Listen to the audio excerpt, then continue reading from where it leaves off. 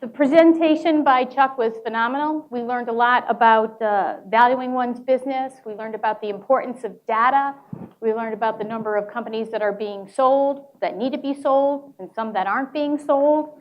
And that actually works very well with some of the things that CBIA recently learned in our recent CBIA Blum Shapiro study, where the aging workforce is concerned and where particularly a lot of people are thinking about selling their businesses.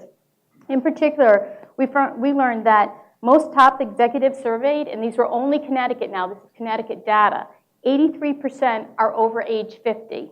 And of those, half of them are 61 or older.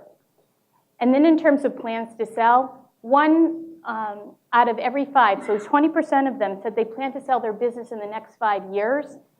And 18% said that they plan to sell it an additional 18% in the next 10 years. So you're talking about 38% of Connecticut businesses that were surveyed are thinking about actually or planning on selling their business in the next 10 years. That's a lot. You add to that, there were an additional roughly 20% that said they're not decided, but they're thinking of it. So we have a lot of people that are thinking about selling their businesses now. And if you look at the data that Chuck provided us, that means that a lot of people probably have a lot of work to do in valuing their business, figuring out where those red flags are, what they're going to do.